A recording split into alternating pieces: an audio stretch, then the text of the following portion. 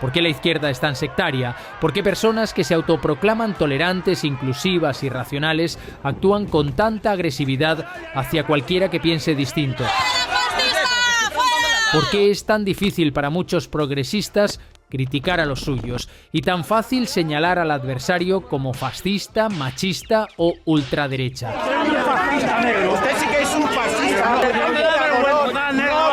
¿Cómo es posible que alguien que dice luchar por la paz justifique guerras? Que alguien que dice defender la libertad de expresión celebre la censura. No participamos de burbujas mediáticas de la ultraderecha. Que alguien que se indigna con una injusticia se vuelva ciego cuando la comete su propio grupo. No me lo creo. No me lo creo. No me lo creo. Y no es que no lo vean, es que no quieren verlo, porque admitirlo implicaría romper con algo mucho más profundo que una idea. Implicaría romper con su identidad. Lo que estamos viendo no es política, es psicología, y más concretamente psicología sectaria. No se trata solo de defender unas ideas, se trata de convertir esas ideas en una identidad sagrada, una a la que no se puede renunciar sin perder el lugar en el mundo. Por eso, cuando el progre justifica lo que antes habría condenado, no lo hace por maldad. Lo hace porque su lealtad ya no está con los principios, sino con el grupo. Y cualquier crítica a ese grupo es vista como una traición. El patrón es claro: si el adversario actúa con dureza, es opresión. Si lo hace la izquierda, es protección. Si lo hace la derecha, es intolerancia.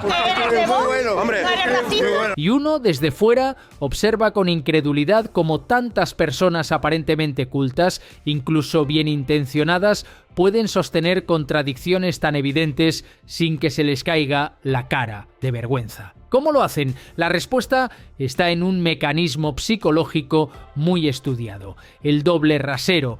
No es solo hipocresía, es una estrategia de supervivencia identitaria, porque aceptar que los tuyos se equivocan es poner en riesgo todo ese sistema emocional que te da sentido, pertenencia y superioridad moral. Quien busca la verdad está dispuesto a criticar a los suyos. Quien busca tener razón justificará cualquier cosa siempre que venga envuelta en los colores de su causa. Y ahí es donde empieza el pensamiento progresectario, no como una ideología, sino como una fe. Una que no admite preguntas, no permite disidencias y necesita enemigos para sobrevivir. Ultraderecha, muchachos, la ultraderecha. Lo más curioso de todo esto es que muchas de esas personas no se ven a sí mismas como fanáticas. Al contrario, se consideran racionales, empáticas, moralmente superiores. La gente de izquierda somos más educados que vosotros. Pero basta rascar un poco, hacer una pregunta incómoda, plantear un matiz y salta el mecanismo de defensa. No te doy media hostia.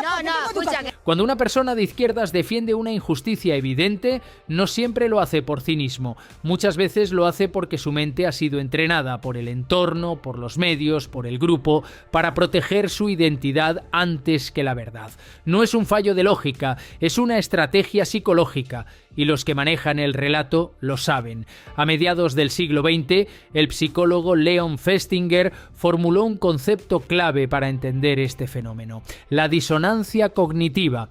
Cuando alguien sostiene dos creencias contradictorias, por ejemplo, defiendo la libertad y apoyo una ley que censura opiniones, aparece una tensión interna, una incomodidad. Algo no encaja. Pero en lugar de revisar sus creencias, lo que hace el cerebro es más fácil: cambia la percepción de los hechos, los reinterpreta, los maquilla. Ya no dice esto contradice mis valores, dice esto es distinto, es necesario, es por el bien común. Eso es trucazo, ¿eh? Festinger lo demostró en un experimento. Pidió a varias personas que mintieran diciendo que una tarea aburrida había sido divertida.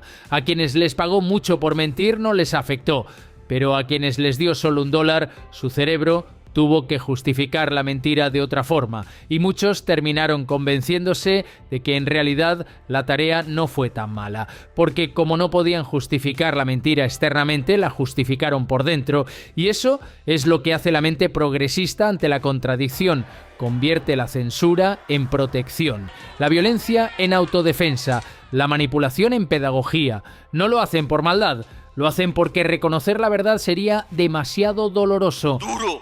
Duro, durísimo. En su novela 1984, George Orwell describió este fenómeno con un término preciso: doble pensar. La capacidad de sostener dos ideas opuestas y creer en ambas al mismo tiempo.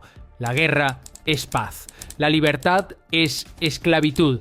La ignorancia es fuerza. Frases que, repetidas lo suficiente, acaban pareciendo coherentes. El doble pensar no es ignorancia. Es algo más peligroso. Es saber que hay una contradicción y no sentir nada. Porque el pensamiento crítico ya no está al servicio de la verdad, sino al servicio del colectivo. Esto es lo que convierte al progresismo moderno en una ideología peligrosa. No que tenga ideas discutibles, sino que las convierte en dogmas. Y que cuando la realidad las desmiente, se defiende atacando a quien la señala. Una mierda. Y no basta con el doble pensar. A esto se suma el sesgo de confirmación. La mente progre no solo reinterpreta lo que ve, también filtra la información que recibe, solo escucha lo que le reafirma. Todo lo demás lo ignora, lo ridiculiza o lo etiqueta como ultraderecha, facha o negacionista. En 1979, un grupo de psicólogos demostró esto en un experimento brillante. Mostraron a dos grupos opuestos los mismos datos sobre la pena de muerte. Cada grupo salió más convencido que antes de tener razón, porque no procesaban la información buscando la verdad, la procesaban buscando tener razón. Y ahora, con los algoritmos de las redes sociales, esto se ha multiplicado. Cada usuario vive encerrado en una burbuja emocional donde todo lo que ve le dice que tiene razón. ¿Ves? Eso es racista. ¿Tengo razón? Pero tienes razón. Se rodea de gente que piensa igual, se indigna con los mismos enemigos, reacciona a los mismos eslóganes y poco a poco deja de pensar. Solo repite. Así se forma una mente progresectaria. No busca entender, busca reafirmarse, no construye ideas, construye una identidad, y todo lo que desafíe esa identidad se convierte en amenaza. La psicología ha estudiado esto durante décadas. El ser humano necesita pertenecer. Es una necesidad ancestral. Evolucionamos para sobrevivir en grupo.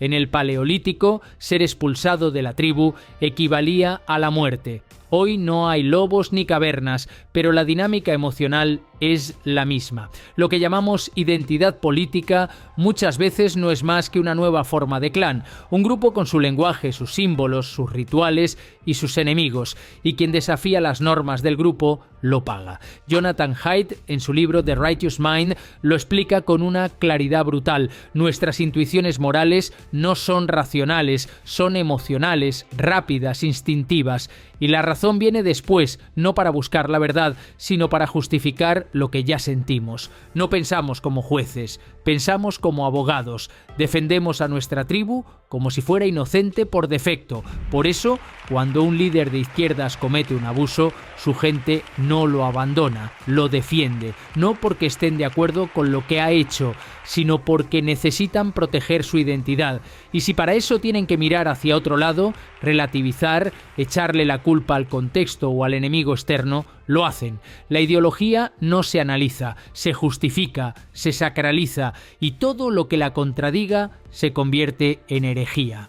En ese punto, el pensamiento sectario ya no necesita censura desde fuera. La autocensura desde dentro es suficiente. Nadie tiene que decirte que calles. Te callas tú, por miedo, por presión, por no ser señalado, por no perder amigos, por no ser excluido del grupo. ¡Cobarde! La izquierda ha perfeccionado esta dinámica con una eficacia sorprendente. Han creado un ecosistema donde no hace falta discutir, basta con señalar, con etiquetar, con cancelar, con borrar del mapa a quien piense distinto. Y ahí entran los medios de comunicación. No como meros informadores, no como observadores neutrales, sino como verdaderos altavoces ideológicos al servicio del pensamiento dominante. Los grandes medios ya no informan, enmarcan, no te dicen lo que ocurre, te dicen cómo debes sentirte respecto a lo que ocurre. No buscan hechos, buscan reacciones, y lo hacen con una precisión quirúrgica. El psicólogo Daniel Kahneman lo llamó framing effect, o efecto de encuadre. La idea es sencilla, no hace falta cambiar un hecho para cambiar su impacto. Basta con contar solo una parte, omitir otra o alterar el lenguaje. No es lo mismo decir el régimen reprimió una protesta que decir la policía disolvió disturbios provocados por radicales. Mismo hecho, dos marcos, dos realidades, dos mundos emocionales distintos, y los medios progresistas lo dominan. Titulan, editan, seleccionan imágenes, escogen testigos, manipulan cifras para moldear tu percepción sin que te des cuenta. A ver, menuda inventada. La hipocresía de la izquierda es infinita. Si Cristina Cifuentes roba unas cremas, se le acosa hasta que dimita. Si Begoña Villacís acude embarazada a un acto, se le ataca con violencia. Muy feminista todo. En cambio, si el actual gobierno está de corrupción hasta las cejas, se le defiende. Ahora todo va bien, aunque los precios se hayan duplicado y la gente sea cada vez más pobre. Entonces había que luchar contra la pobreza energética. Ahora los medios te dan consejos para ahorrar y la culpa de la inflación es de Mercadona. Nada tienen que ver las nefastas políticas del gobierno, que por cierto es el que más gana con todo esto. Estamos en récord histórico de recaudación, pero los servicios son cada vez más tercermundistas. Y los sindicatos, por supuesto, callados. Y eso que el precio de las gambas también ha subido. Los jóvenes ya no pueden comprarse una casa, ni siquiera alquilar, seguramente por culpa de la extrema derecha o de Franco.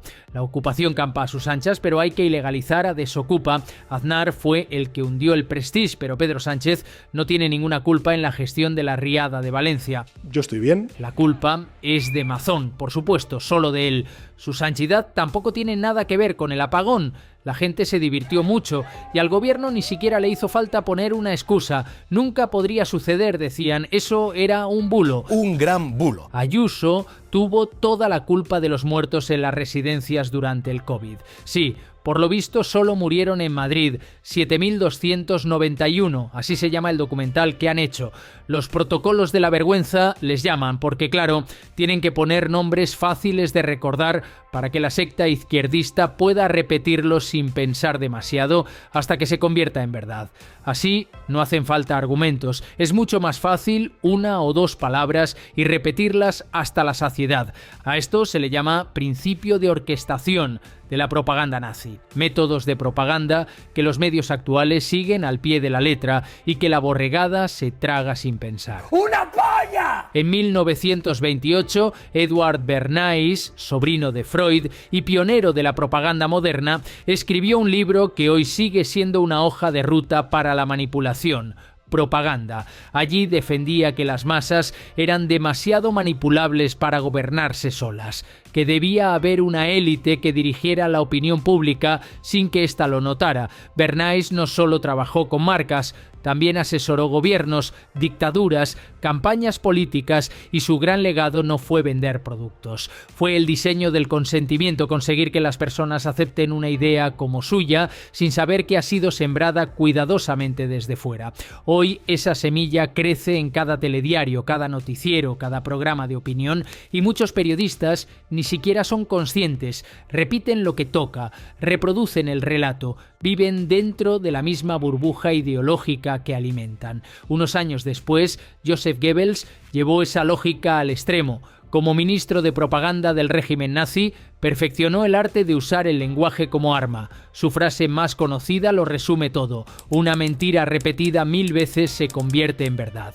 Y eso no lo decía como advertencia, lo decía como estrategia. Goebbels entendió que la propaganda más eficaz no es la que informa, sino la que forma. No busca convencerte, busca convertirte. Toma tus emociones, tus miedos, tus esperanzas y los canaliza hacia un enemigo, hacia un salvador, hacia una causa. Lo racional desaparece, solo queda lo tribal, y eso es precisamente lo que hace hoy el progresismo mediático. Moldear emociones, asociar etiquetas, crear reflejos automáticos. Si escuchas crítica a la ideología de género, debes pensar homofobia. Si alguien habla de inmigración ilegal, automáticamente es racista. Si alguien duda de la narrativa climática, es negacionista. Ya no hay espacio para el debate, solo hay categorías morales. buenos y malos, nosotros y los otros. Vivimos en entornos donde lo políticamente correcto ya no es sugerencia, es mandato,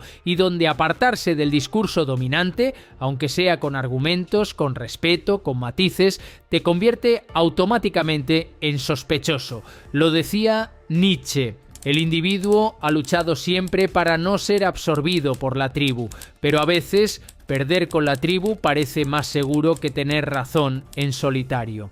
Y es exactamente eso lo que ocurre en muchos círculos donde la izquierda ha establecido su hegemonía cultural: universidades, medios, redes, espacios académicos, instituciones públicas, incluso ámbitos privados como grupos de amigos o empresas. Allí la línea está marcada y quien la cruza sabe lo que le espera. Esto no es una suposición, es algo que la psicología ha demostrado con claridad. En los años 50, el psicólogo Solomon Asch realizó un experimento famoso. Reunía a varios sujetos en una sala y les pedía que dijeran cuál de varias líneas era igual a otra de referencia. La respuesta era obvia, pero todos menos uno estaban compinchados y daban deliberadamente la respuesta equivocada. El resultado, el sujeto real terminaba muchas veces diciendo lo mismo que los demás, aunque supiera que era falso. ¿Por qué? Por presión social, por no desentonar, por no quedarse solo.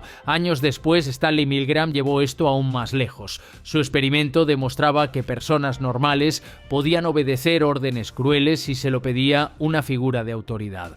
El 65% de los participantes llegó a aplicar descargas eléctricas potencialmente mortales a otro ser humano solo porque un hombre con bata blanca les decía: siga, es necesario. La conclusión: no hace falta maldad para colaborar con una injusticia. Basta con obedecer a una autoridad sin pensar y con que el entorno te diga que estás haciendo lo correcto. Y eso es exactamente lo que pasa cuando la narrativa progresista se vuelve dominante. El entorno te dice cómo hablar, qué pensar, qué apoyar y, lo que es más importante, qué no puedes cuestionar.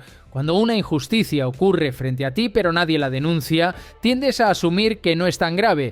Cuando todos repiten una consigna, te preguntas si deberías decir algo distinto. Cuando todos aplauden, ¿vas a ser tú el que se quede en silencio? Así funciona el control social en los tiempos del progresismo ideológico. No hace falta policía del pensamiento, basta con una comunidad que reaccione con agresividad ante cualquier desviación. Lo arranco a la puta cabeza para que lo entiendas. No sé si ha quedado claro el asunto, ¿no? Creo que sí. Romper con el pensamiento progre no es simplemente dejar de votar a la izquierda, es mucho más profundo. Es cuestionar todo un sistema de creencias que durante años no solo te dio respuestas, también te dio identidad, pertenencia, seguridad moral. Salir de esa lógica sectaria es doloroso. La psicología ha estudiado lo difícil que es cambiar de creencias cuando esas creencias están atadas a la identidad. En 2006, el neurocientífico Drew Westen demostró algo inquietante. Cuando a votantes convencidos se les mostraban pruebas claras de hipocresía en sus líderes, las áreas racionales del cerebro apenas se activaban. En cambio, lo hacían las zonas ligadas al autoengaño y las emociones. El cerebro no buscaba la verdad, buscaba proteger el yo ideológico. Por eso, cuando alguien empieza a ver las incoherencias de su propio bando, lo primero que siente no es alivio, sino miedo, porque la tribu castiga al que duda y nadie quiere quedarse solo. Pero ese es precisamente el primer paso, atreverse a estar solo. Hoy, pensar por uno mismo se ha vuelto un acto de rebeldía, no contra el poder político, ni siquiera contra el sistema económico. Es una rebelión contra la tribu, contra esa necesidad de pertenecer, de encajar, de repetir lo que toca para sentirte moralmente aceptable. Vivimos tiempos donde todo el mundo dice tener una causa, una identidad, una bandera, pero muy pocos se detienen, se cuestionan, escuchan, muy pocos se atreven a pensar sin esperar validación. Y si has llegado hasta aquí es porque hace tiempo que viste lo que muchos todavía se niegan a ver. Ya pasaste por la fase de la duda, del miedo, del aislamiento, ya dejaste atrás el relato oficial, las consignas vacías, el pensamiento prestado, y ahora miras a tu alrededor y te preguntas ¿Cómo es posible que tanta gente siga dormida? ¿Cómo pueden justificar lo que antes habrían condenado? ¿Cómo llegaron a creer que obedecer es pensar, que censurar es proteger, que repetir es ser valiente? No estás solo en esa pregunta, muchos la compartimos. Este canal existe precisamente por eso, para entender cómo funciona esta gran maquinaria de manipulación que ha secuestrado la conciencia de la mayoría de la gente. Así que si este contenido te ha gustado, te invito a que te suscribas, me des un gran like, que eso me ayuda mucho, y que lo compartas con quien ya ha despertado o está empezando a dudar. Te diría que lo compartieras también con los dormidos, pero esos no quieren escuchar. Cada uno tiene sus tiempos, tampoco hay que forzarlos. Entiende que es un proceso doloroso, ten empatía y recuerda que un día tú también estuviste en esa fase. Y nada más, gracias por ver el vídeo. Déjame un comentario con tu opinión, que aquí todas son bienvenidas, siempre desde el respeto, claro. Nos vemos en el próximo vídeo. Chao.